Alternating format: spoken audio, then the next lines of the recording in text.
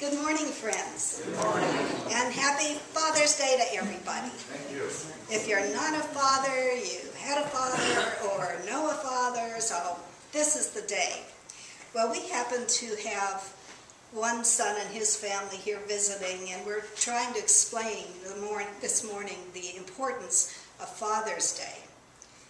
Well, to a 4-year-old and a 5-year-old, it was special. But just trying to get across to them how much daddies do all year long. And they only get this one day for some special recognition. You know, we were recently in Cherokee, North Carolina, and there is a Native American artist who has done an incredible painting of the Founding Fathers. So there are the four. They're on Mount Rushmore. But up in the beautiful sky right above them are 4 Native American men. I know Chief Joseph and Chief Red Cloud were 2 of the 4. Geronimo, probably. And we have some Native American knowledgeable people here, so they're helping me. Well, it really brought it home to me that in addition to our own wonderful fathers, we owe so much to our founding fathers. Starting with the Native Americans, they did value this beautiful earth. They did value every living thing, even when something needed to be used for food or for clothing. They honored the animal who gave its life.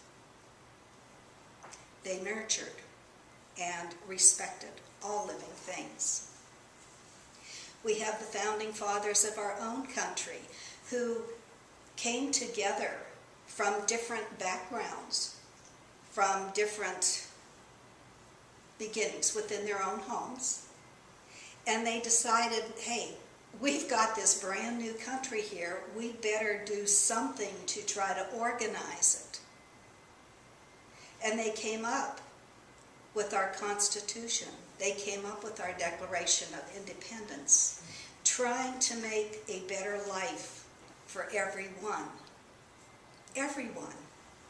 Now, these men had their own families. They had their own occupations. They had their own responsibilities. But they saw the much larger picture, and they wanted to make things better, not just for their own, but for everyone. And it's thanks to their dedication.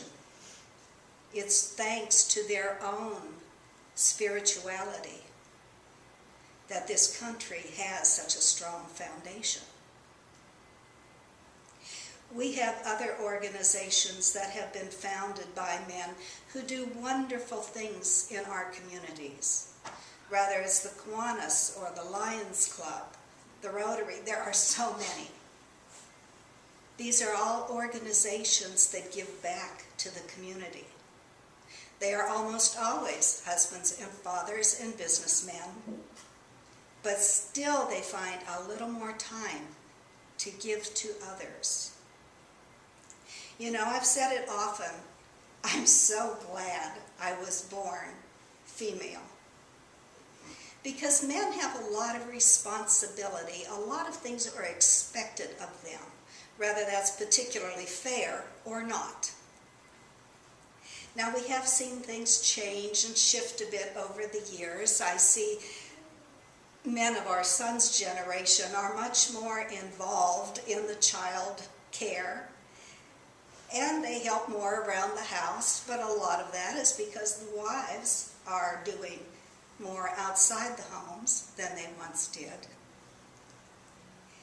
But there's always that wonderful balance. That wonderful balance. You know, once upon a time, men were not supposed to cry. They were supposed to just bottle up all that emotion and keep it inside. And then we wondered why they were a little withdrawn, why they could be emotionally reserved. Well, no wonder from the time they had been raised, they were not allowed to acknowledge their feelings. And fortunately, that too is changing today. Many of us had spouses or fathers who fought in wars. And we still have men today with families that are fighting in some other country. And they do these things because they're good men. They value that we do live in a free country, and they value that we have so many blessings in this country. And they want to have other people have those blessings too. Do we like war? Of course not. Of course not. It's horrible. But something better has historically come out of it. If we would learn our lessons now, we could avoid that forever after. But until every leader of every country realizes the responsibility that they have to their own people, then others will step in and do what they can to help everyone be safe. And that's the bottom line. Some of us had great dads. Some of us had wonderful fathers. Some of us had wonderful stepfathers. Some of us maybe didn't. Some people never knew their father. Some people didn't have the ideal father. So I hope if you were one of those that you had someone else in your life who stepped in to give you encouragement and to give you guidance, to help you along your path. I know many wonderful men, even here in our own congregation, who perhaps never had a child of their own. But these men are the biggest softies in the world when it comes to pets. And they support other people. They lift them up. They bring them encouragement.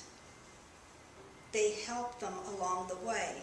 So you don't have to be a biological father to be a good, caring individual.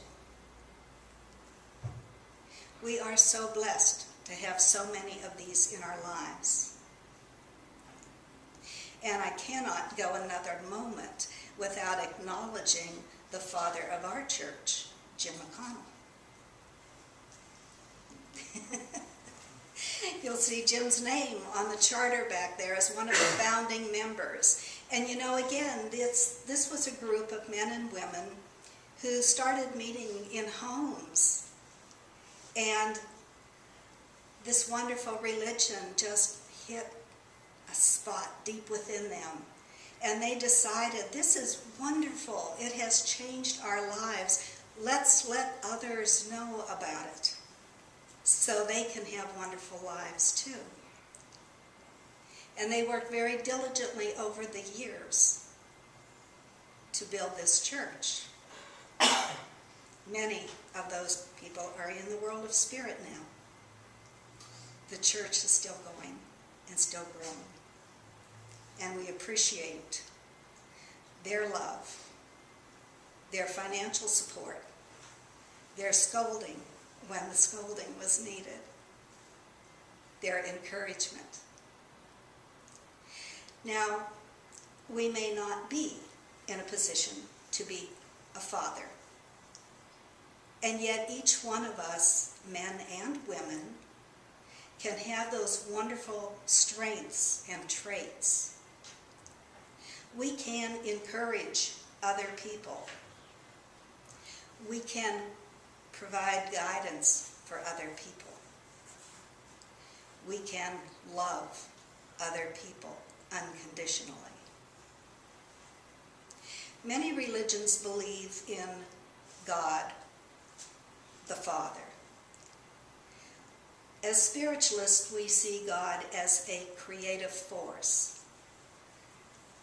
Absolutely, we all come from that source. So absolutely, we are all brothers and sisters. We're all related. So it is only common sense that we should reach out to one another, no matter what sex we are, no matter what color our skin or hair or eyes. We're all related.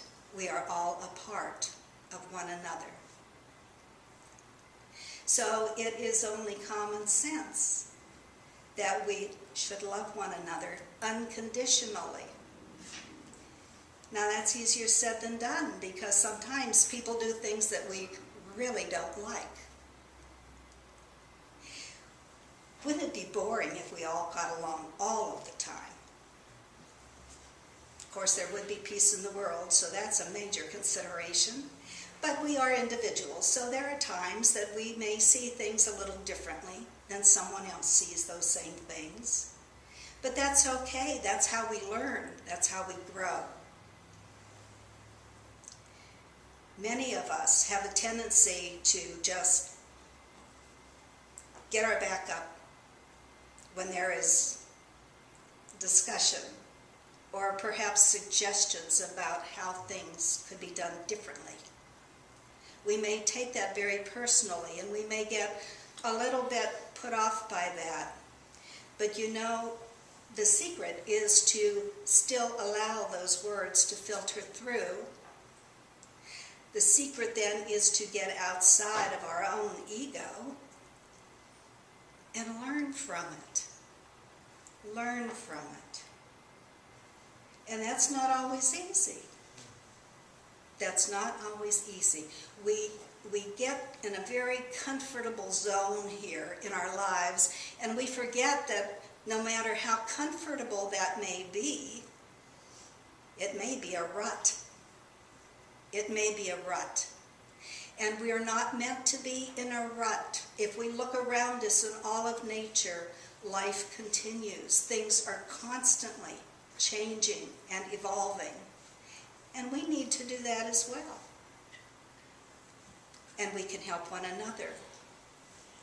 We can lead by example. Do we remember sometimes when we were little kids, we were told we couldn't do something or not to eat something or not to walk by ourselves without holding hands with a grown-up? We didn't want to do that. We wanted to be free. We wanted to get out there and explore the world. Are we still that way? Are we still that way? Do we still have that love of life? Do we still want to go explore the world? Are we still ready to learn? Do we still ask tons of questions? When is the last time you did something differently? When is the last time you tried a food that you've never, ever, ever tried? When is the last time you went to some busy place and actually smiled at someone or said hello? You know, we get so busy and caught up in our everyday lives, and that's one of the wonderful things about when Ron and I are able to get away and go to a much smaller town, because people still visit with one another. Nobody's in a rush. People take a few minutes in a store, on the sidewalk. Years ago, when my dad had an accident in North Carolina, my mom was at the hospital and I was running some errands quick in their car, but we do happen to look quite a bit alike, you may have noticed. So I'm driving down the main drag, which is this wide of our town up there, and a gentleman coming toward me in a pickup truck stopped and waved me to stop. And I put down the window and he said, "You have to be Rose's daughter." And I said, "Yes." "Well, how's your dad doing?" Everybody in the town knew he had had this accident. They saw me driving their car and they wanted to know And it didn't matter the traffic was backing up on both sides of the road. We had a conversation, and nobody honked their horn. Nobody honked their horn. People care about one another when we know one another. And the way the world is expanding, if we don't know everybody, then instead of reaching out and meeting others, we have a tendency to withdraw. We have a tendency to withdraw. Well, I'm busy. Next time. Next time. We are all here together, folks. We are all here to learn from one another, to love one another, to help one another.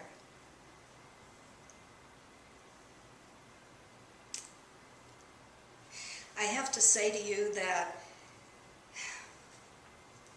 one of the best people for demonstrating that love and caring for one another was a dear friend of our church who passed early this year, Kirby. And this morning we have Kirby's family here. You know, they couldn't all be here for his memorial service because they live in different states across the country. And we welcome them. It's nice to have you all with us this morning. Kirby was wonderful. He never had his own children, but you know how he loved everybody here. He asked questions, he gave us things to think about, he talked to us. I know every time he had a pet, he loved that pet. When my mother was in the hospital, he brought one of his first flowers that he had nurtured, and it bloomed, and he cut it and gave it to me to bring to my mother in the hospital. He couldn't wait for that thing to bloom. And then as soon as it did, he shared it. He gave it to someone else. You don't have to be a father. Don't have to be a mother. Just be a plain old people. But care for others. Love one another. Reach out to one another. In closing, founding fathers, one and all, gave us life, help us stand tall. Through their gifts of loving and giving, we wander through our day without thinking, just living. How much we owe them for their guiding ways. Let us remember throughout all our days. And when someday we leave earthly strife and meet them again on the higher side of life, let's remember to thank them for giving us life. As all of God's children, we share in God's light. Thank you.